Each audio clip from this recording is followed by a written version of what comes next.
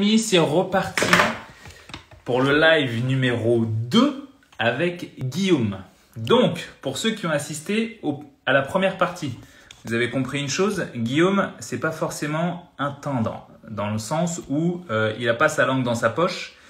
Certes, quand on n'aime pas la forme, ça peut être un peu violent, mais lorsqu'on regarde le fond, et peu importe la forme, on a compris qu'on était dans un discours de vérité, comme on dit. Ah, alors voilà. Et donc, du coup, c'est reparti sur la partie numéro 2 de ce live. Oh yeah, te revoilà.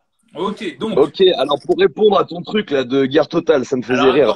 Pour ceux qui vont commencer par ce live-là, il faut que je donne la fin du précédent. Donc, on a fait la part 1. Là, on est en part 2 avec Guillaume. Je vous refais la question que je vais poser sur la part 1, par laquelle on a terminé. Guillaume a parlé de guerre totale. Et donc, la guerre totale n'est pas un terme anodin.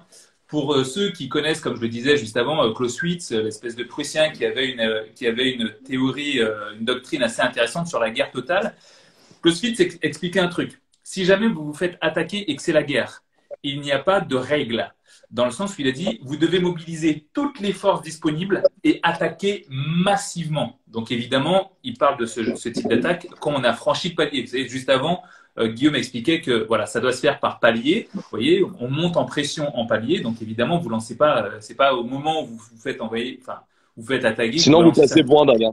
Sinon, mais vous passez pour un dingue. Tu passes pour un espèce de débile, genre disproportionné, quoi. Genre, mais attends, on t'a juste posé une question et toi, tout de suite, tu sautes dessus. Donc, c'est pour ça qu'il faut monter graduellement. Mais à partir du moment où on a atteint le pic, là, c'est guerre totale. Donc, vous devez, vous, au niveau de votre business, prendre toutes les forces disponibles que vous avez, votre réseau, votre argent, vos connaissances, vos amis, voire même vous servir parfois de vos ennemis pour attaquer l'ennemi en profondeur et l'assécher. Donc, du coup, revenons sur cette guerre totale. En termes de guerre totale, au-delà de l'attaque, dans le phénomène de guerre totale, il y a aussi le concept de protection. Je vous donne un exemple très simple. À l'ère d'Internet, si vous sentez qu'il y a des forces qui vous attaquent, vous devez doubler votre vigilance sur la sécurisation de vos données, de vos sites Internet, ce genre de trucs. Dans le côté guerre, il y a le côté protection. Dans les sports de combat, attaquer, c'est bien pour faire mal, mais si vous n'avez pas de défense, vous êtes mort. Donc aussi garder ce côté attaque-défense. Je vous donne un exemple très simple de guerre totale, la coalition contre Napoléon. On va la faire courte. Napoléon est un mec à 20 ans qui a dit « Oula, je vais peut-être faire un truc à Paris ». Il a pris une barque, il est monté à Paris, il a défoncé tout le monde, il a pris le pouvoir, il a fait un empire. Il a dit « Écoutez-moi, bande de fils de pute, ça fait 8 siècles que nos voisins nous emmerdent. Donc, je vais leur expliquer comment ça se passe. » Il est arrivé chez l'un, il les a défoncés. Il est arrivé chez l'autre, il les a défoncés. Il est arrivé chez l'autre, il les a défoncés. On était au haut d'une colline. Il a dit « Ils sont quoi là, 20 000 et nous 5 000 ?» C'est pas grave, on va les défoncer. Bam, il les a défoncés. Première coalition.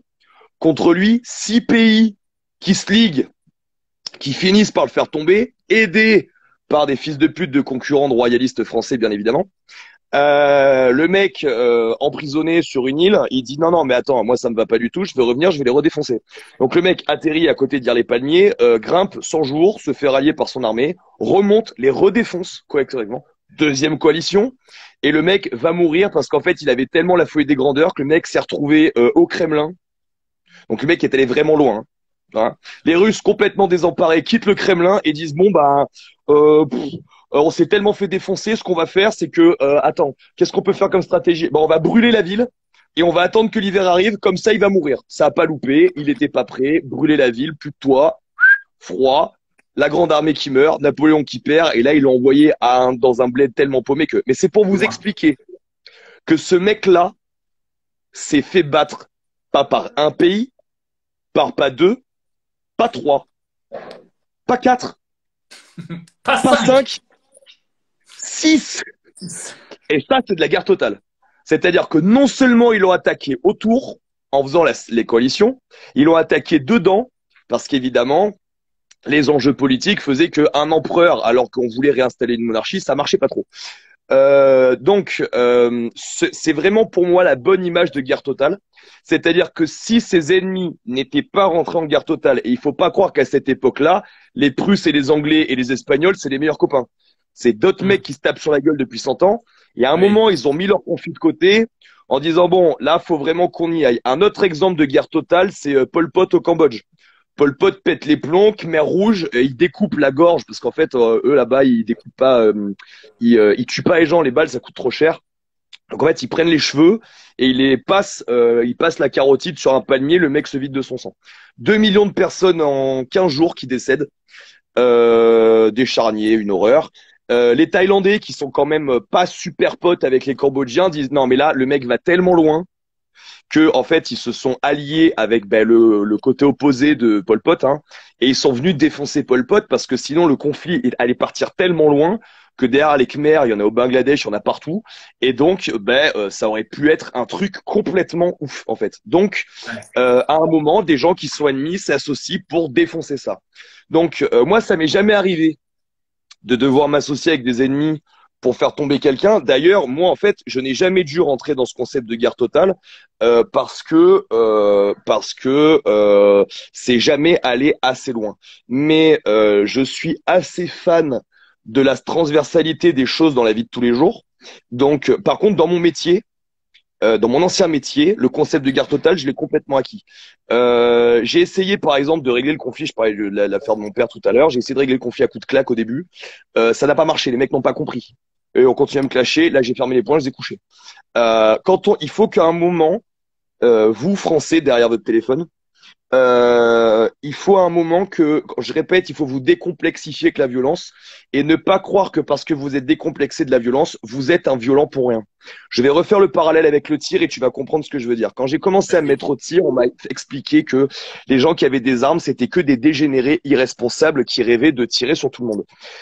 J'ai rarement rencontré des gens aussi responsables de leurs actes et aussi responsables, conscients de leurs responsabilités que les gens que j'ai croisés dans le tir. Quand tu as une arme dans la main avec des cartouches, tu as le droit de vie et de mort sur ton entourage. Donc, vous devez comprendre un truc, c'est qu'il n'y a pas de taré dans le tir, en fait. Des frères Kouachi sont pas allés prendre une licence de tir pour tirer, en fait. Ils sont allés dans une cité, ils ont pris des calaches, ils ont tiré, ça n'a rien à voir. Quand on fait du tir, quand on fait des arts martiaux, c'est pareil. L'art du combat, j'ai rarement rencontré des gens aussi calmes, aussi posés et aussi réfléchis de leurs actes que des combattants. Alors que les bourgeois, bobos, gauchos vont t'expliquer que les clubs de MMA sont remplis de racailles de merde, les clubs d'arts martiaux sont remplis de bagarreurs. C'est faux. Les bagarreurs ne vont pas dans les clubs et je vais vous expliquer pourquoi. Parce que moi, je les ai reçus comme tant d'autres coachs. Je ne suis pas exceptionnel, hein. Mais tous les coachs font ça. Vous avez un mec qui veut juste se battre, qui rentre dans votre club, vous le voyez direct. Vous savez ce que vous faites? Vous le défoncez. Net. Tu veux te battre? Ça se voit. Il tape sur tous les débutants. Il veut montrer qu'il est là. D'un coup, il va prendre un coach plein fer. Le mec va râler, partir, ne plus jamais revenir. Donc, faire croire que les gens qui s'entraînent et qui sont violents et qui s'entraînent à maîtriser la violence sont des gens violents par nature et qu'ils adorent ça, c'est faux. C'est faux. Quelqu'un qui va dans un club de tir, qui fait l'effort d'aller tirer, qui fait l'effort de s'équiper, c'est pas quelqu'un qui fait ça pour tirer sur tout le monde. C'est quelqu'un qui est conscient de la vie, qui est conscient du danger. Maintenant, j'aimerais que les bobos gauchos qui nous expliquent que la violence c'est pour les méchants m'expliquent comment Victorine aurait pu s'en sortir autrement que par une extraordinaire violence. Comment le professeur qui vient de se faire décapiter en région parisienne aurait pu s'en sortir à part en faisant preuve d'une extrême violence. Bon, le mec s'est fait décapiter, donc le niveau pour s'en sortir, c'est là il faut une arme et le tirer à moins de 7 mètres parce qu'une arme blanche est plus létale qu'une arme à feu à moins de 7 mètres. Mais un mec se rue sur vous avec un hachoir, à 10 mètres, faut le buter. Mais vous pouvez pas parce qu'en fait, les armes dans votre tête, c'est pour tous les fans de Trump parce que Trump est un enculé pro-armes. Donc, comme BFM TV vous a fait croire que Trump était le dernier des Mongoliens et que tous les gens qui aiment les armes, ce sont des Mongoliens, eh ben, vous continuez à vous balader dans la rue comme si de rien n'était, alors que les rapports de la DGSE vous expliquent que s'ils étaient pas là, le monde serait en charpie depuis déjà 5 ou 6 ans. Il y a des gens qui se font décapiter, violer. Là, c'est n'importe quoi, là. Et il y a toujours un fils de pute de Bobo Gaucho qui vient à BFM vous dire non, j'aimerais bien qu'on me donne des statistiques comme quoi la délinquance a augmenté parce que moi, je ne crois pas. Expliquez-moi quand est-ce que en 1960, des gens se faisaient décapiter dans la rue. Et donc demain, il va y avoir des gens qui sont pour le port d'armes aux citoyens et on va les faire passer à BFM TV par les Bobo Gaucho pour des tarés. Non mais attends, où va le monde quoi? Des gens armés dans la rue. Comme si les gens voulaient s'armer dans la rue pour buter des gens. Gratos. Non mais, allô. Reviens. Et donc, il faut remettre la violence dans ce truc-là parce que là, le live, c'est comment je réponds aux attaques. Il n'y a pas un schéma. Il n'y a pas un schéma. Il n'y a pas une attaque. Dans la vie, je suis je suis agent de sécurité. Prenons cet exemple-là. On peut m'attaquer verbalement. Donc, il y a une forme de réponse. On peut m'attaquer physiquement, mais sans grande chance de me faire des dégâts. Il y a une réponse. On peut m'attaquer en mettant ma vie en danger et celle de mes clients et celle de mes partenaires de travail. Il y a un autre degré de réponse. Dans le boulot, c'est pareil. La concurrence vous attaque. Et premièrement, pourquoi il y aurait que la concurrence qui vous attaque? Moi, des fois, je me fais attaquer par mes clients. Des fois, je me fais attaquer par des concurrents. Des fois, je me fais attaquer par des gens qui n'ont rien à voir avec mon boulot. Quand je me fais clasher par des kinés, est-ce que moi, je prends la carte vitale? Est-ce que moi, je masse des vieilles? Non, mais vraiment, en quoi on est concurrent avec un kiné, en fait? Pourquoi il m'attaque? Donc, déjà, les attaques ne vont pas venir que de votre concurrence. Et quand bien même, il faut traiter la même chose, que ça soit un concurrent, que ça soit quelqu'un d'autre.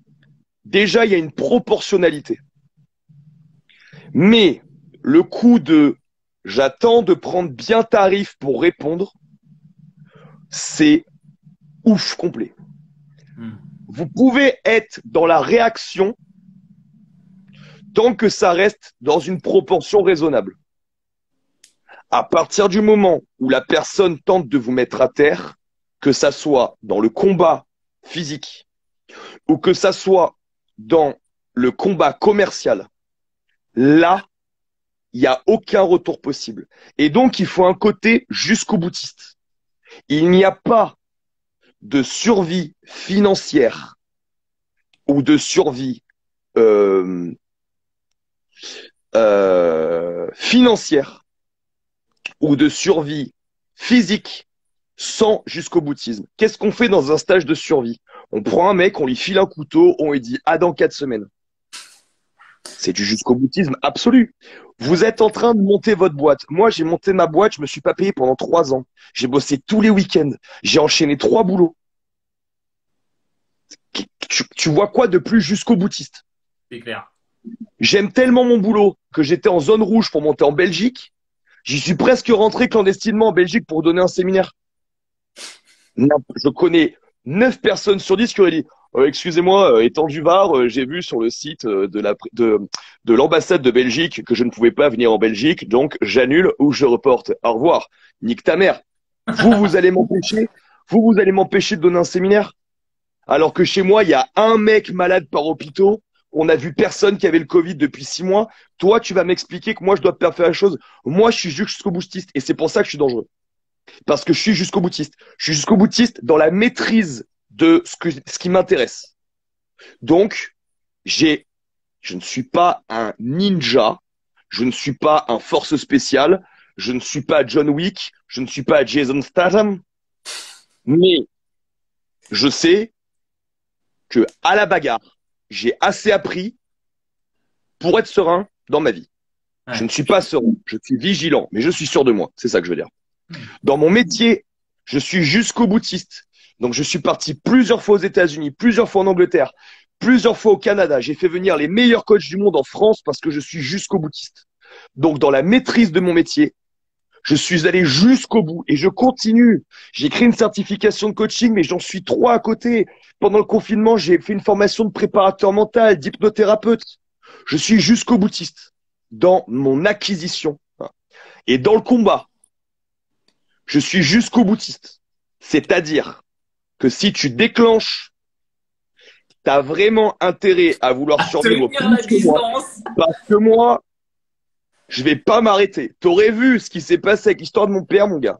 Il y a une caméra, c'est ça qui m'a niqué. Je me suis retrouvé avec des pénaltys devant la caméra de la police municipale. Ça s'est pas très bien passé.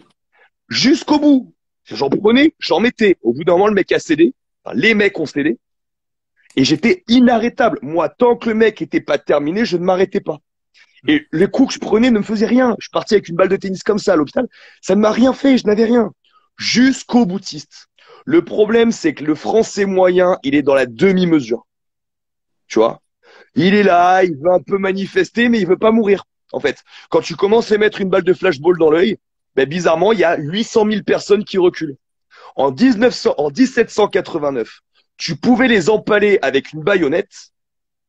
Les mecs avançaient. Ah, tu m'empales? Boum dans ta gueule. Le Christophe Détinger qui a boxé un gendarme, c'est pas bien. Je n'appelle pas les gens à boxer les gendarmes. Mais lui, à un moment, il a dit, OK, c'est allé trop loin, je décapsule. Il a explosé 10 gendarmes dans des plastrons balistiques à coups de poing. Et si le mec ne se rend pas, il le retrouve pas. C'est lui qui va au commissariat qui dit, ouais, les gars, désolé, bon, c'est un peu dégénéré, etc., etc. Moi, je juge pas les gendarmes, mais je juge pas Détinger. Je viens manifester, je vois des trucs de ouf, je sais pas qui c'est qui a commencé, je suis un peu chaud, tu viens vers moi. Moi, j'ai déjà eu j'ai des amis flics. J'en parle avec tous les jours au sujet du tir. Je respecte la communauté des forces de l'ordre. Mais j'ai eu des problèmes aussi avec eux. Et il y en a 2 qui ont valsé un quart d'heure avec moi parce que j'ai refusé qu'ils me notent, parce que c'était pas du tout justifié. Tu vois? Donc il y a de tout dans tous les métiers. Il y a des coachs sportifs excellents, il y a des flics excellents, des gendarmes excellents. Il y a des cons partout. Ok? Donc ce que je vais vous expliquer, c'est que le français moyen en 2020, il est pas jusqu'au boutiste. Il est demi-mesure. Il veut manger vegan, mais 3 semaines, mais il veut pouvoir quand même manger un steak. Il veut gagner bien sa vie, mais par contre, il veut pas travailler. Le français moyen, faut qu'il gagne 3000 balles par mois. Mais si tu lui expliques que pour ça, va falloir qu'il en gagne 700 pendant 3 ans et qu'il fasse 50 heures semaine, il te dira non. Non, il y va pas. Il va pas. Il va chercher un petit boulot à 1300 balles, 35 heures, et il se plaindra toute sa vie de son métier de merde. Mais il est pas jusqu'au boutiste. Je vous conseille de devenir un jusqu'au boutiste mesuré. Si vous êtes un jusqu'au boutiste dans tout, dans une demi-heure, vous êtes mort à peu près. Premier mec qui vous déclenche, vous foncez. Ah ouais, je suis sûr que tu peux pas boire 10 litres d'eau d'un coup. Ah ouais, je peux pas. Vous êtes mort. Non, vous devez pas être con. Mais par contre, dans la connaissance de votre sujet, dans la maîtrise de votre métier, je vous conseille d'être jusqu'au boutiste. Dans le respect, le niveau de respect acceptable, je vous demande d'être jusqu'au boutiste. Et dans le maintien de vos valeurs, je vous demande d'être jusqu'au boutiste. Anecdote très simple, j'ai déjà viré des clients parce que chez moi, on ne bitche pas sur les autres clients. On n'est pas obligé d'aimer tout le monde. On n'est pas obligé d'avoir des affinités. On est 150, 200, 250 par salle. Il y a des gens que tu vas adorer.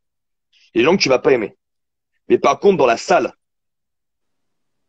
tu parles pas mal de qui que ce soit. Et encore moins dans le dos. Si un jour les gens viennent se voir à la salle pour se dire les choses entre 4 yeux, why not? Mais alors le bitching à l'opposé de la salle pendant que la personne elle est pas là, non, c'est mort. Ça chez moi c'est no way. Et moi j'ai déjà viré des gens pour ça.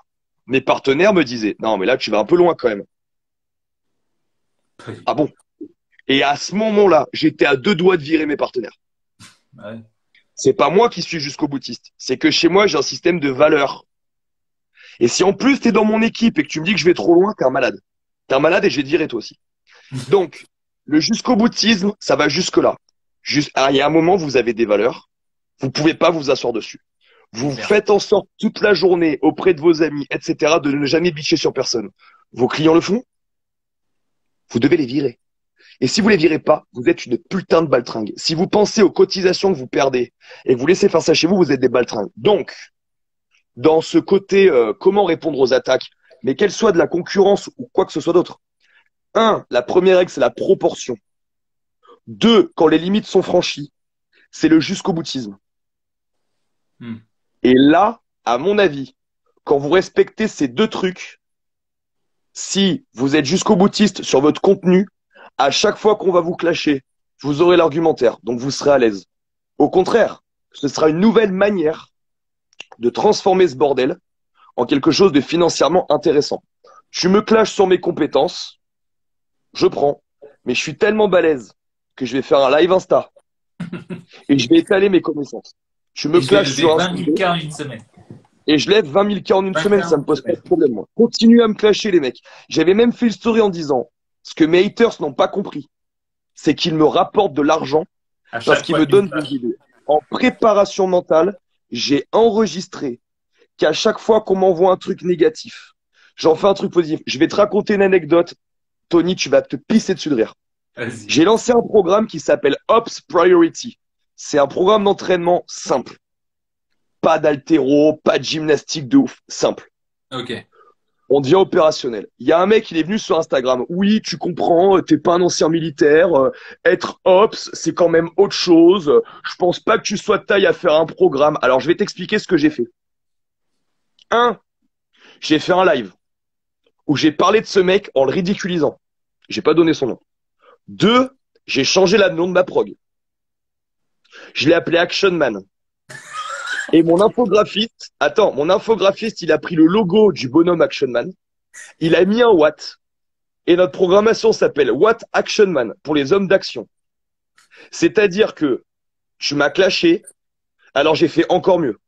Parce que Action Man, personne n'avait osé le faire. Puis c'est pas vraiment opérationnel, t'es juste Action Man, quoi. Donc t'es prêt à tout, t'es un Action Man. Voilà. Voilà. Tu peux pas me faire chier sur le côté Ops. Par contre, les gens ont trop rigolé parce que j'ai annoncé dans le live que j'allais le faire. Et d'ailleurs, je l'ai fait. Donc les gens se sont dit, ah non, le mec, il est ouf. Et en plus, ça m'a fait faire un logo tellement beau. Et j'ai pas mesuré, mais ça m'a rapporté de l'argent. C'est ça. Le mec, au-delà de ça, je l'ai blacklisté. Ça, c'est aussi un truc que vous devez faire. Vous vous laissez trop impacter. Ouais. Vous êtes trop dans l'émotionnel. Les gens vous clashent, ça vous impacte. Bloc. T'es qui, toi? T'es qui, Ouais. toi, en fait? T'es qui? Le mec m'a clashé, tu sais ce que j'ai fait? J'ai dit, attends, regarde, bouge pas, bam, ban, Ciao. ciao. Tu ne m'intéresses pas, en fait. Ce que tu me dis n'a rien à dire. Donc, en fait, je vais te répondre parce qu'on est dans la proportion. Et il y a un moment où, en fait, je sature, je m'en bats les couilles, je retiens ce que tu m'as dit. Je vais faire mieux. Je vais faire beaucoup mieux grâce à la négativité que tu m'as envoyée. Mais par contre, je vais quand Je même vais te te bloquer. ban pour que tu aies une somme de ouf. Et en fait, tu devras aller voir sur les autres pages pour voir mon Pour venir me travail, comme voir. une fille, en fait. Voilà, pour venir me voir. Ça, c'est un truc aussi que vous ne faites pas. Quand quelque chose vous heurte, vous le prenez trop personnellement. Ouais. Je peux raconter cette anecdote. C'est une fille qui s'appelle Célia Gaviani, qui est une fille incroyable, très bonne athlète, etc. Et elle, elle a une tellement grosse visu sur Insta, je crois qu'elle a dépassé les 500K, évidemment, il y a toujours des messages chelous entre ceux qui lui demandent des photos de ses pieds et ceux qui lui disent que comme elle a un physique d'athlète, ça leur plaît pas, c'est dégueulasse, on dirait un mec. Et cette fille est très sensible, a profondément été heurtée par ces attaques. Hmm. Jusqu'au jour où, et ça a été très long, elle a accepté de, dès qu'elle lisait un truc négatif, faire ban. Et en fait, vous imaginez que vous perdez un prospect, vous perdez la visu sur un client. Mais en fait, si vous êtes le numéro un, parce que vous avez respecté ce qu'on vous a dit, on vous a dit fondamental jusqu'au boutisme dans les connaissances. Vous êtes le numéro un. Vous êtes arrivé, vous étiez derrière, moi j'étais derrière. Maintenant, je suis numéro un. Et si vous n'êtes pas d'accord que je suis numéro un dans mon domaine, il faut venir m'expliquer pourquoi je suis pas le numéro un. Et il faut des chiffres. Hmm. Parce que moi, j'ai les chiffres. Je peux vous dire que je suis numéro un. Maintenant, les attaques, je les lis. Parce que ça motive à créer dans un quart d'heure, une fois que le sum est passé, quelque chose de positif. Et derrière, je banne. J'ai une liste de bans de ouf.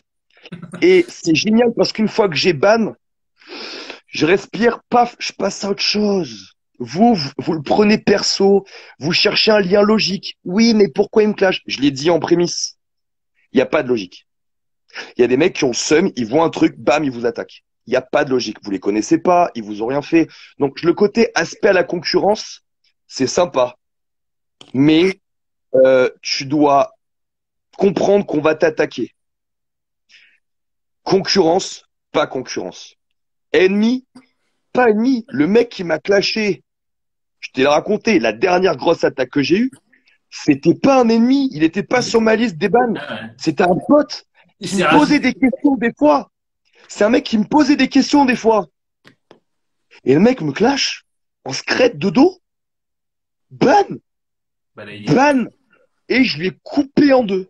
C'est-à-dire que j'ai fait un post ultra argumenté où je le défonce et où il peut pas répondre parce que je les banne. Donc en fait, il peut juste, un, avoir le seum, mais violemment. Deux, pas répondre. Trois, essayer par post interposé de me clasher. Mais en fait, ça marche pas parce qu'il a une communauté de 2000 bolosses et moi, j'ai 14 000 personnes. Et en fait, moi, les gens, j'ai tellement clashé de gens que les gens qui tentent de me reclasher, ça marche pas. En fait, c'est un peu comme quand tu essayes d'effrayer Conor McGregor à la conférence de presse avant l'UFC en lui disant non mais de toute façon je vais te prendre, je vais te rointer, je vais te niquer au premier round. C'est ce que fait McGregor et c'est ce que tout le monde a dit sur lui et c'est ce que personne n'a fait en fait. Donc, ben, ça marche pas en fait. Donc l'autre concurrent qui essaie de vous tacler, si vous êtes le boss, il passe juste pour un rageux. Et c'est ça la vraie sens. C'est que moi, je n'ai pas d'ennemis, je n'ai que des rageux. Parce que par leur action, ils ne prouvent pas qu'ils sont ennemis. Pour être ennemi, il faut pouvoir m'attaquer. C'est même pas un ennemi de Napoléon, parce que c'était rien. La première et la deuxième coalition, c'était l'ennemi de Napoléon, parce que c'était à sa hauteur. Moi, un mec qui fait des programmations CrossFit en France, je vous le dis, il n'existe pas. Actuellement, il n'existe pas. Il n'est rien. C'est même pas un concurrent. Après, il va tenter 2-3 clashs pour essayer de se faire du buzz sur mon dos, mais je vais tellement le concasser et je vais tellement prouver ma compétence grâce à lui que c'est l'inverse qui se passe. C'est que moi, je fais du bif sur l'occasion qu'il m'a donné de me présenter, moi et mes compétences. À l'inverse total. Lui, il va faire 4 vues. Les gens qui ne m'aimaient pas, ils vont aller mettre un pouce sur son post. Ils vont aller mettre un clap-clap. Ils vont aller mettre un bonhomme qui sourit. Et ça va lui rapporter quoi, lui? Rien. Moi, j'ai gagné des nouveaux clients. J'ai gagné des nouveaux followers. J'ai tout gagné. Je l'ai écrasé. Donc, voilà. C'est vraiment pour moi l'ensemble des fondamentaux et vous devez déconnecter le lien logique entre l'attaque et sa cause. Ouais. Être juste vous-même, vous allez vous faire clasher. Voilà. Moi, j'ai vu des gens adorables se faire clasher. Je refais un parallèle par rapport à la survie. Après, j'aurai fini. Il est prouvé en survie que les premiers qui se font agresser sont ceux qui font le moins peur. Qu'est-ce que ça veut dire? Ben, ça veut dire que vous avez rien demandé et qu'on vient quand même vous chercher. Ça, c'est très, ça, on le retrouve partout. L'agresseur ne va jamais chercher un mec qui va lui répondre. Il va toujours tenter sur une proie facile. Bon, dans le business, les gens vont clasher dans un but commercial. Mais dans la vie de tous les jours, vous pouvez être payez vos impôts, regardez droit devant vous, faire chier personne. Il y a toujours un mec qui va tenter de vous niquer dans la file d'attente. Il y a toujours un mec qui va croire que vous avez freiné pour lui faire une queue de poisson et qui va devenir fou et tenter de vous faire des queues de poisson. Il y a tout. Ça va arriver tout le temps, ça. Donc, en fait, que vous ayez fait des trucs, que vous ayez une image, une grande gueule, blablabla, ou pas, il y a des gens qui se lèvent le matin et qui vont venir vous péter les couilles. Donc, si vous cherchez un lien logique, vous allez être paralysé. Et vous vous retrouvez dans le schéma dans lequel l'école vous met. Violence, c'est pour les méchants. On répond pas directement, on va voir la maîtresse. Quand on est adulte, on va à la police. Moi, je suis pas censé répondre à un clash par un clash. Je suis censé screenshotter, enregistrer, aller porter plainte pour diffamation. Quand mon père s'est fait agresser gratuitement, 65 ans, par 3 sacs à merde, la réponse que le tribunal m'a dit, c'est que moi, je me suis vengé, c'est de l'acharnement. Donc, je suis agresseur. La bonne réponse, ça aurait été qu'on appelle la police. Mon père a le temps de se faire tuer 10 fois. Et c'est la justice qui aurait dû intervenir. Quand tu sais qu'un mec, le Ludovic Bertin qui a buté la Victorine, il est dehors dans le mi-temps, t'imagines bien que les mecs qui ont vidé une poubelle sur mon père, eux, ils auraient fait un aller-retour, tu comprends? Le mec qui a fait ça, il a 15 lignes à son casier judiciaire. Et je suis quand même jugé comme agresseur. Tu vois? Que penses-tu de la stratégie de brûler sa flotte que les Grecs utilisaient dans l'Antiquité? Je connais ça, mais j'arrive pas à voir le lien logique, Rémi. Si tu arrives à nous le développer, je peux répondre. Comment toi tu fais quand t'es attaqué? Dis-moi, parce que moi je ne savais même pas que le grand Tony Jazz était attaqué. Le grand Tony Jazz. Alors attends, je vais revenir sur une chose que tu as dit tout à l'heure. Il a dit ne prenez rien personnellement. J'aime bien donner des références de livres. Les quatre accords Toltec. Il y a l'un des les quatre accords Toltec. Vous avez un principe qui est ne prenez rien personnellement. Mais il a donné une bonne solution. Surtout sur les réseaux, ou si vous avez un business qui est notamment sur les réseaux, on vient vous attaquer. Alors moi, ma technique, enfin, je te parlerai de mon autre technique, mais ma technique quand on m'attaque, c'est je screenshot, je te balance en story, je cache pas ton nom, je cache rien, ni même ta photo, je te mets en gros et je dis aux Ouais, ça, gens, c'est fort. répondez-lui. Et après, je mets tout ce que les gens ont répondu, bah, je le remets en screenshot derrière. Donc comme ça, moi, en gros, tu m'attaques, je te Pas montre bien mal. que j'ai pas peur et que je t'affiche en number one. Pas mal. Et après, je te bloque parce que j'ai autre chose à faire et qu'il est vrai que comme tout le monde, généralement, moi, quand on m'attaque, je passe par ces fameuses 15 minutes de seum où moi, je suis là, putain, mais qu'est-ce que j'ai fait? Non, mais j'ai rien fait. Moi, je suis le mec le plus cool de la Terre et tu viens me péter les couilles, bordel. Donc, tu vois, ça monte comme ça. Et puis après, je suis un peu mal. Et puis après, je prends mon armure et puis je viens de défoncer, quoi, avec toutes mes armes. Maintenant, pour ceux qui me connaissent personnellement et qui connaissent ma manière de gérer les problèmes, comment je fais? Alors moi, c'est très simple. Il faut savoir que moi, je souris tout le temps. Donc les gens ont une tendance à me voir comme quelqu'un d'hyper cool, hyper gentil. Ce qui est vrai, je suis un mec cool, je suis gentil, et il est vrai que je souris tout le temps. À l'école primaire, on m'appelait Tony Lajoie. Donc c'est pour dire à quel point, depuis quand je souris tout le temps, quoi, constamment. Par contre, à partir du moment où je passe du mec hyper cool au moment où tu viens m'attaquer, pour ceux qui regardent ce live et qui me connaissent bien, vous savez que cette super tête de mec gentil et souriant devient un dingue, genre un fou. Mais je tourne malade, mec. C'est-à-dire qu'à partir de ce moment-là, le principe de guerre totale, tu le connais. Et c'est notamment pour ça que la plupart des clients qui passent par moi, politiques ou entreprises, généralement grosses boîtes et généralement gros politiques font appel à moi, c'est qu'ils connaissent ma petite tête de gentil, mais ils savent très bien que quand je commence à me mettre en mode fou, le principe de guerre totale où on prend toutes les forces à disposition pour venir t'éclater, je le prends direct et c'est exactement ce que je fais. C'est-à-dire que mais moi, je vais jusqu'à chercher tes propres ennemis, la famille de tes ennemis, tous les gens, je vais chercher tous les dossiers, je vais tout chercher et je vais tout lancer. Donc c'est pour ça que généralement Jusqu'au les freelances, boutisme. hein? Jusqu'au boutisme. Ah, mais c'est ça, c'est ce que tu disais tout à l'heure. J'ai une tendance jusqu'au boutisme qui est exacerbée et je me reconnais vraiment quand tu dis qu'il faut vraiment être jusqu'au boutiste. C'est vraiment ça, c'est-à-dire qu'en fait, tu déclenches une machine bulldozer et ta seule envie, c'est d'écraser complètement. Alors, Tu deviens je fou. vais te raconter un truc. Je vais te raconter un truc que j'ai dit un jour à un mec qui m'a clashé. Et ce qui est drôle, c'est que, en fait, quand je lui ai dit ça, le mec a fait machine arrière. Je lui ai dit, tu sais l'erreur que tu viens de faire, c'est que, en fait, tu crois que je suis con. Donc, tu sous-estimes mon niveau d'intelligence. Là, le problème, c'est que tu es devenu ma target. Et ce que t'as pas compris, c'est qu'on n'en arrive pas où je suis en partant d'où je viens, en étant con. Et en fait, toute mon énergie psychologique va être orientée pendant toute la semaine qui arrive à te baiser. Et je vais te montrer à quel point j'ai de la puissance psychologique.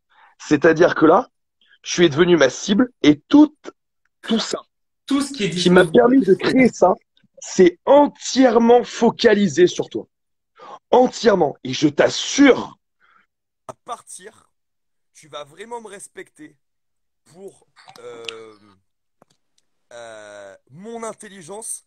Le problème, c'est que tu auras été la cible. Et le mec, il a fait silence un quart d'heure et il m'a fait un ouais, bon, C'est ouais, parce tu que vois. j'ai voulu Parce que le dire. mec s'est dit, ouais, en fait, le mec est vraiment loin d'être con.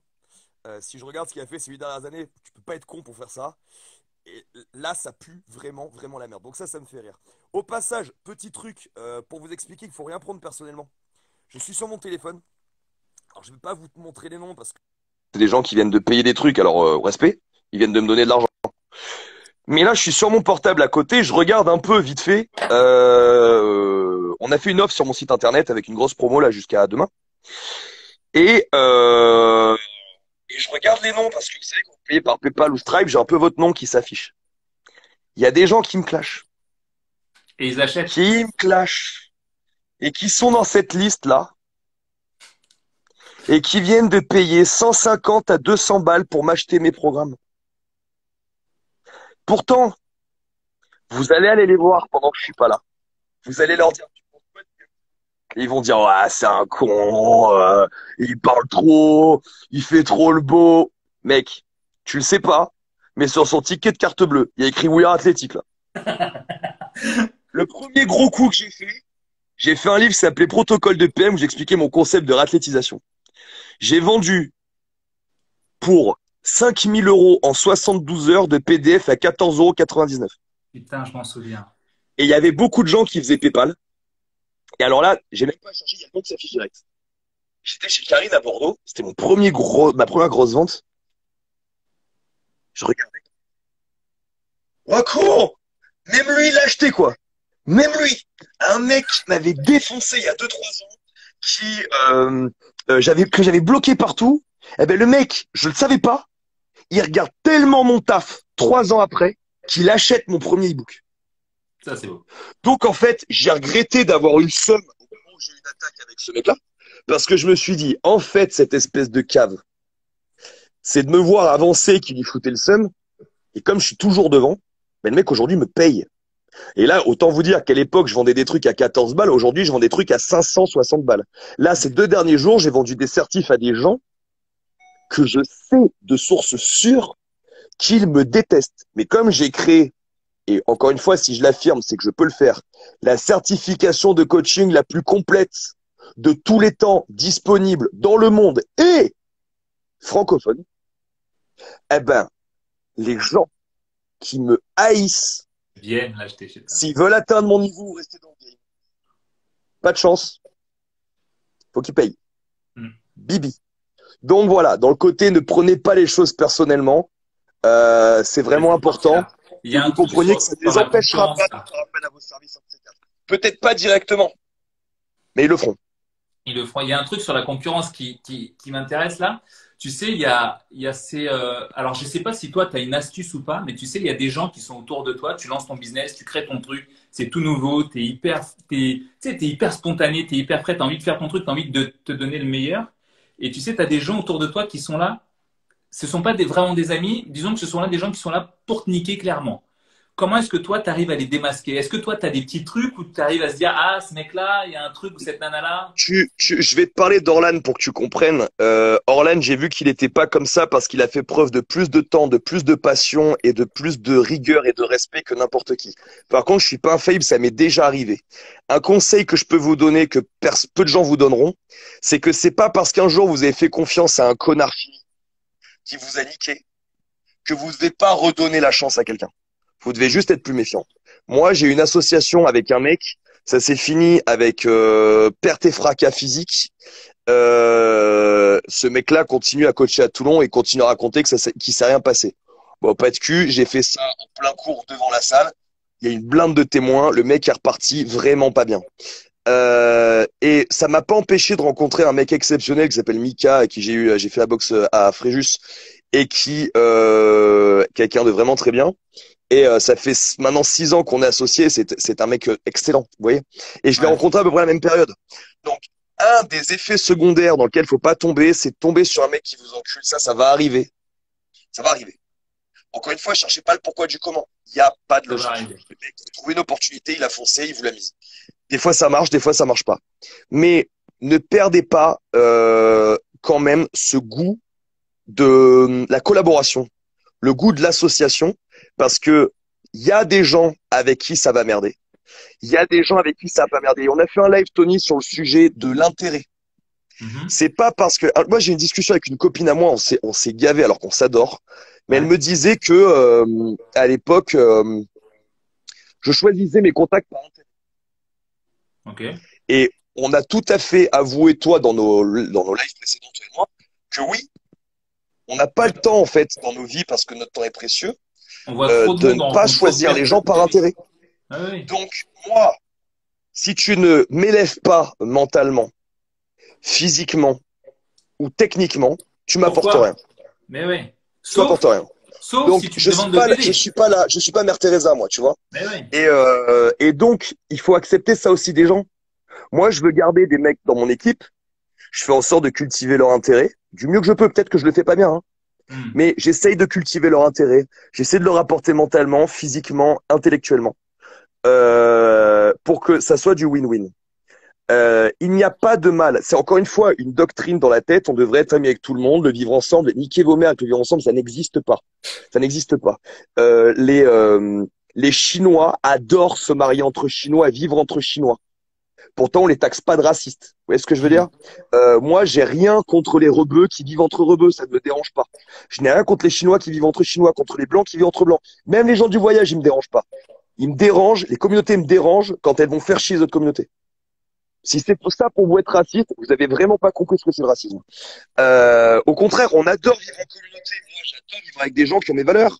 J'ai pas envie de vivre avec des gens qui mangent n'importe quoi, qui sont obèses morbides, qui prennent pas soin de leur santé, qui écoutent pas ma musique. Moi-même, je suis comme ça. Tout le monde est comme ça.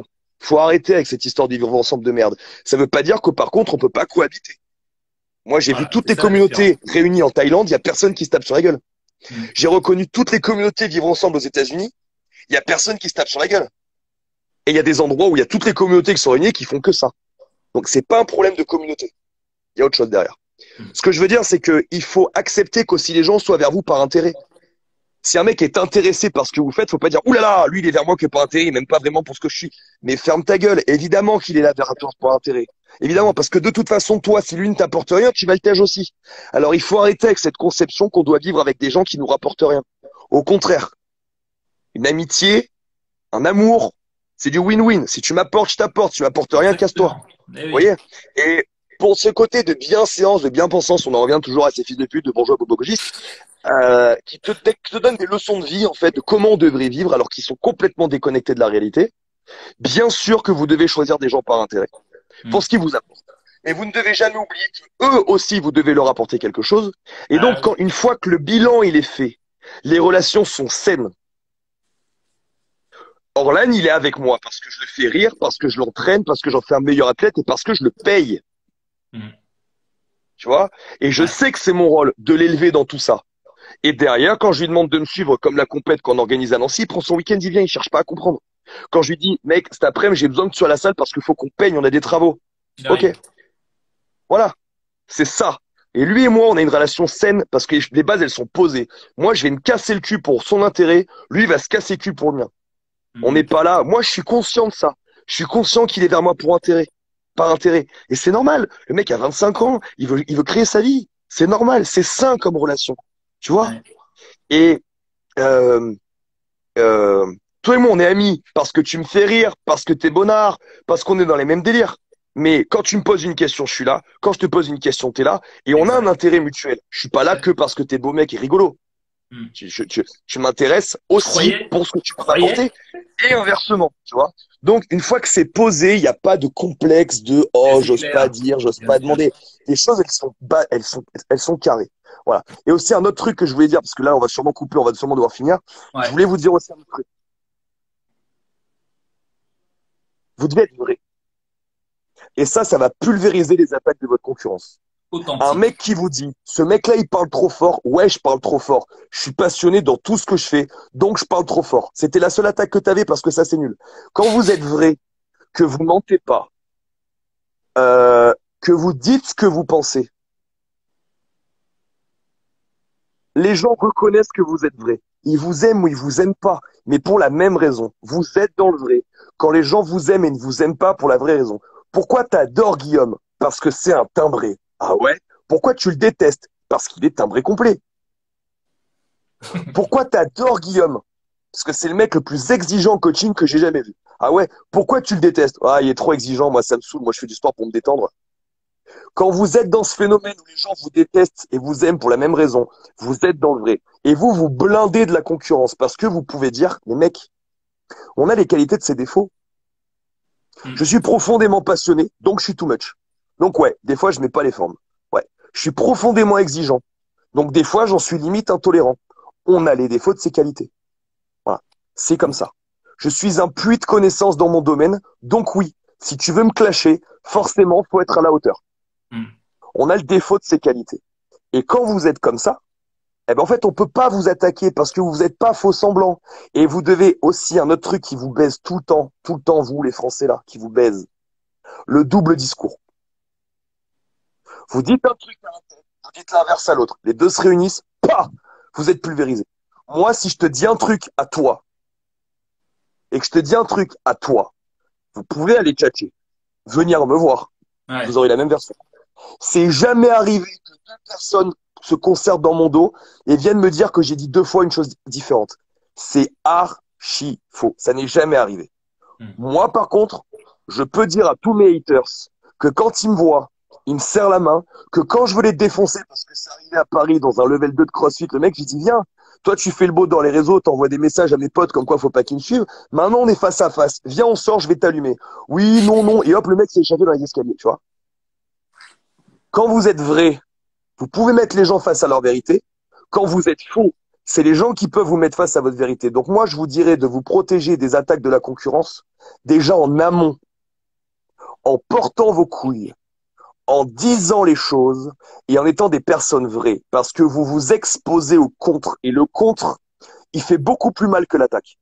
Ouais. L'attaque, vous avez le temps d'absorber, digérer, il y a une temporalité, vous pouvez répondre dans les 2 jours, dans les 2 heures, dans les 2 minutes. Le contre, il est immédiat. Et celui-là, il fait mal.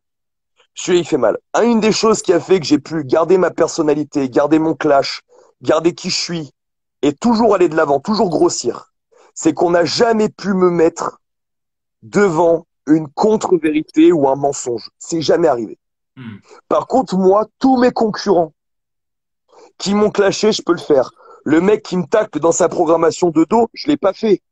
Mais j'aurais pu sortir les conversations où il me pose des questions sur le business, sur la prog, sur des trucs qu'il a pas compris sur les lois.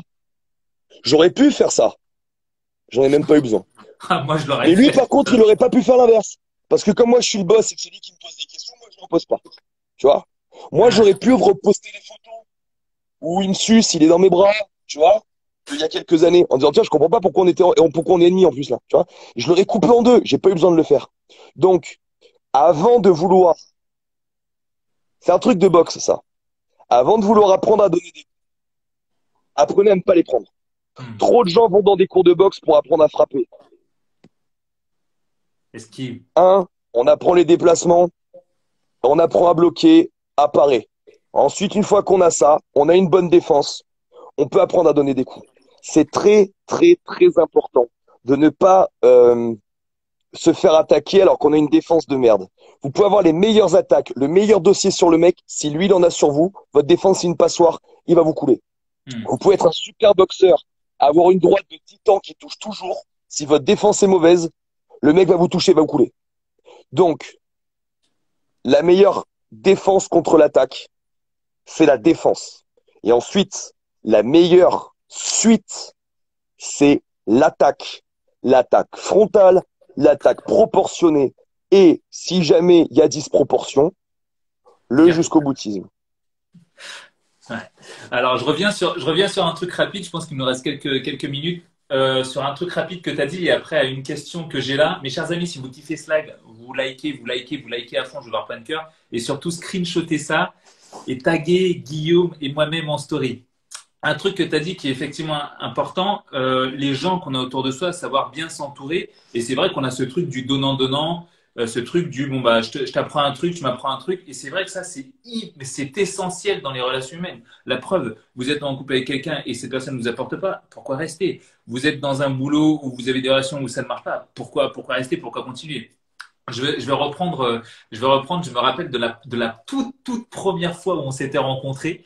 Et c'est un super pote, enfin c'est un super pote qu'on a en commun qui nous fait se rencontrer, José, et qui me dit ouais il faut que tu rencontres Guillaume, voilà. Et je me rappelle de la première fois où on se rencontre et donc je te parle de ce que je fais, du CrossFit, bon j'essaye machin, mais j'ai un problème à l'épaule et je me rappelle de la première fois tu me dis ouais, ok fais cet exercice comme ça, je me rappelle j'étais assis sur une box, tu me dis lève la kettlebell comme ça, lève-la comme ça. Ok, je vois, j'ai compris ton truc d'épaule. Après, tu me dis, ok, fais cet exercice. Et là, et d'un coup, c'est allé mieux. Et là, je me suis dit, oh putain, le mec m'a réglé mon problème en 3 secondes, assis sur une box avec une kettlebell. J'ai dit, ok, ce gars-là, il faut que je reste connecté avec ce mec-là, parce que si en 1 seconde, j'ai réglé un problème d'épaule que j'avais pendant des années, qu'est-ce que ça va être si je reste des années avec le gars?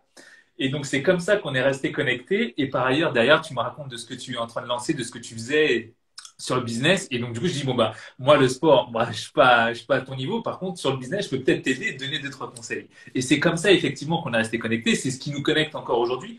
Et moi, j'ai envie de dire, c'est quelque chose de. Les gens voient ce truc, et tu as raison, les gens voient ce truc du rester connecté, c'est pas bien, c'est pas ça, machin, c'est faux, c'est hyper sain. Moi, par exemple, je sais que là, je n'ai qu'une envie, c'est de venir là où tu es hier pour faire une semaine de sport intensif, parce que j'en ai pas fait pendant les 6 mois derniers à cause de raisons qui ne sont pas des raisons d'ailleurs. Mais je me dis, j'ai envie de venir juste pour faire du sport avec toi, et il est là mon intérêt.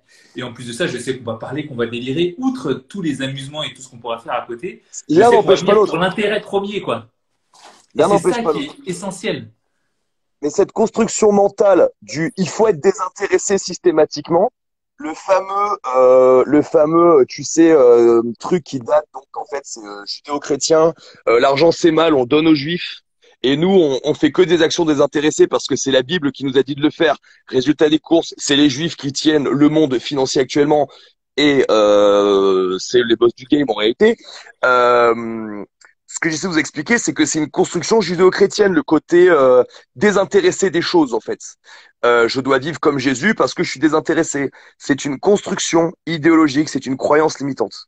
Votre temps en secondes sur Terre est compté. Vous n'avez pas à le perdre avec des gens qui ne servent à rien. Et je vous l'ai expliqué par rapport à une notion anthropologique. Il y a beaucoup plus de gens qui servent à rien et qui seraient morts dans des conditions non confortables que de gens qui sont intéressants. C'est vraiment, vraiment, vraiment important que vous l'acceptiez. Et si vous ne l'acceptez pas, si c'est trop dur de l'intégrer ce soir, mettez-vous une note, re-regardez ce live dans une semaine, re-regardez-le dans 2 semaines, laissez votre cerveau émotionnel de côté, laissez votre cerveau rationnel, cognitif prendre le dessus, et vous ne pouvez pas argumenter l'inverse de ce que j'ai dit. Vous êtes un fils de bourgeois, bobo, gaucho, c'est bien, vous pensez différemment, mais vous ne pouvez pas l'argumenter. Ce que je vous explique est fondamental. Donc, les pros, bien-pensance, bien-séance, je répète, vous êtes responsable de tout ce qui part en vrille actuellement au nom de la bien-pensance, d'accord? Et moi, je peux argumenter.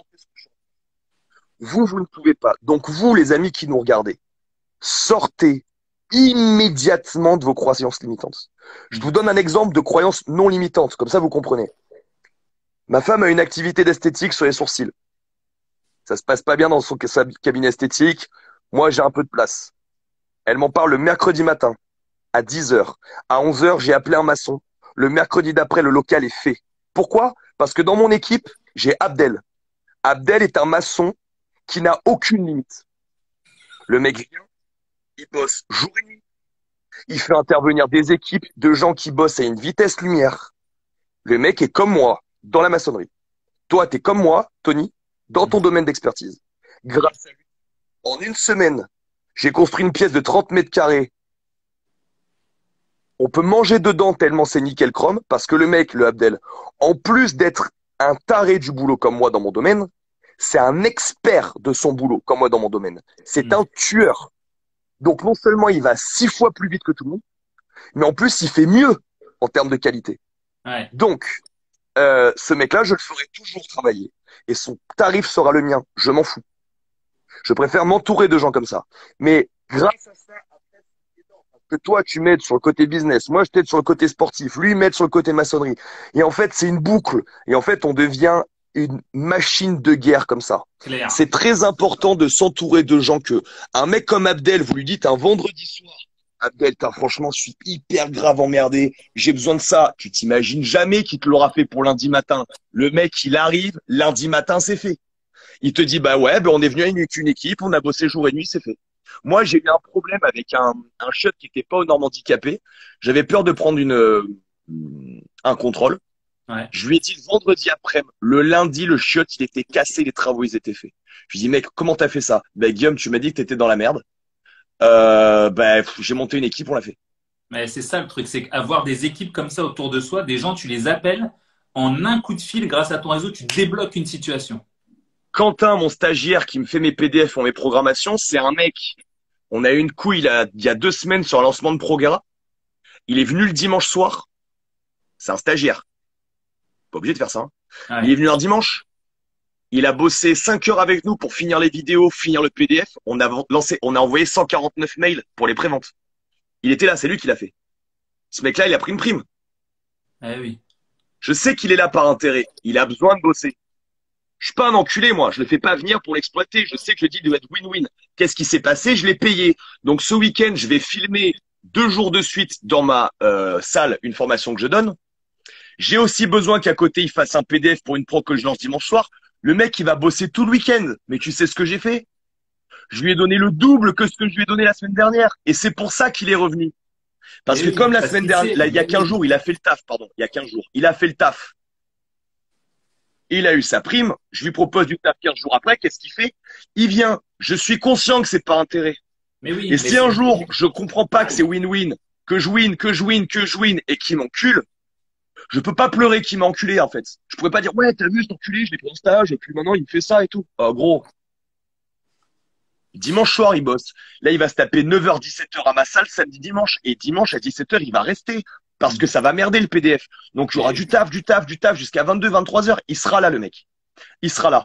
Mais il sait que derrière, il y a la moula qui tombe, tu vois. Eh bien, oui. Donc, prévenez-vous des attaques, parce que ce mec-là pourrait devenir un de mes concurrents de ces 4, il est stagiaire chez moi. Donc, je me préviens qu'il devienne mon concurrent parce que je suis correct.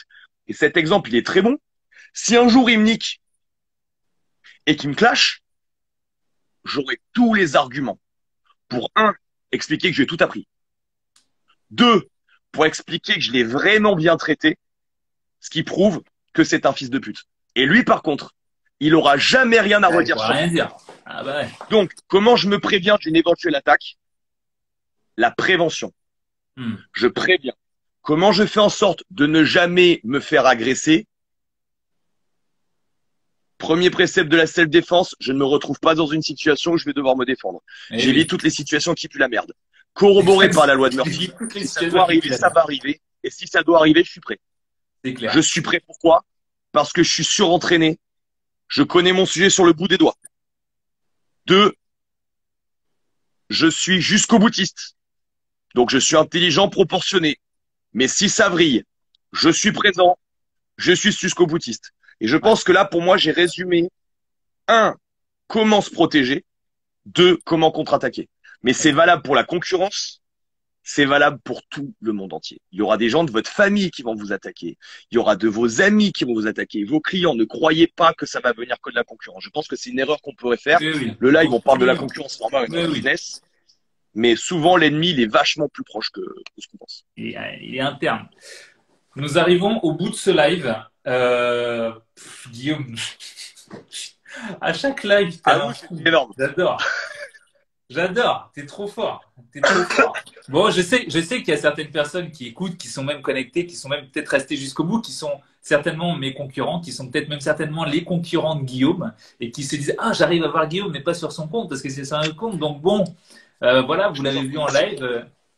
Une chose que je vais retenir de ce live notamment, et une chose que je vais vous demander, mes chers amis, de retenir, c'est notamment ce que Guillaume a dit sur les faits authentiques. Restez authentique, restez vrai, restez vous-même. Vous prenez pas la tête. N'allez pas vous singer, n'allez pas vous maquiller en autre chose que vous n'êtes pas. Restez authentique, restez vous-même. Et vous allez voir que vous allez même pouvoir évoluer comme ça. Et qu'en évoluant, certaines personnes qui vous connaissent vont se dire oui, il a changé ou elle a changé, machin. Il n'y a aucun problème avec ça. Je monte, j'évolue, je change. Heureusement d'ailleurs que je change, mais en tout cas, vous restez authentique avec vous-même. Et n'ayez pas peur d'aucune attaque. Et moi, une chose que je retiens, une petite anecdote que je vais balancer rapide parce qu'il nous laisse une minute sur le live. Un jeune garçon que j'aide depuis des années a monté sa boîte et a poussé sa boîte, qui maintenant n'est plus un jeune garçon mais qui est un homme à succès. Je me rappelle quand il était en train de créer sa boîte, il m'appelait, je me rappelle de la deuxième année où il m'avait appelé. Et il m'a dit, Tony, j'ai un problème. J'ai un mec qui est en train de mal parler de ma boîte et mal parler de tout ce que je fais. Et je lui dis, OK, ils sont combien à faire ça? Il me dit, ils sont 2-3. Je lui dis, OK, alors c'est que tu bosses pas assez. Parce que s'ils sont que 2-3, c'est que tu donnes pas assez. Appelle-moi quand ils sont 10 et là, ça veut dire que peut-être tu as commencé à bosser. Homme sans ennemi, homme sans valeur. Voilà. Ça, c'est vraiment une phrase de ouf. Quand Orlan me dit, j'espère qu'il regardera ce live, quand Orlan me dit, putain, mais Guillaume, t'as des histoires avec tout le monde. Je le regarde, je lui dis, ouais. Homme sans ennemi, homme sans valeur. Je connais déjà beaucoup de coachs sportifs qui ont gagné 40K en une semaine et il me fait, aucun. OK. Très important cette phrase, très Bon, important. mes chers amis, j'espère que vous avez aimé Guillaume, que c'est une super découverte pour vous. Si vous l'aimez pas, il vous emmerde et vous le savez déjà. Donc, ce que je vous demande de faire, c'est de screenshotter ça, balancer ce live en story si vous l'avez adoré. N'hésitez pas à aller le suivre sur son compte. Vous avez son tag Ouais, dans ma désolé, c'est story. le compte de ma femme. Guillaume T'inquiète. coach, les amis, je vous attends. 5 secondes. Bon, Guillaume, on se voit bientôt. Je viens faire du sport chez toi. À Allez, très ciao. bientôt. Bye bye.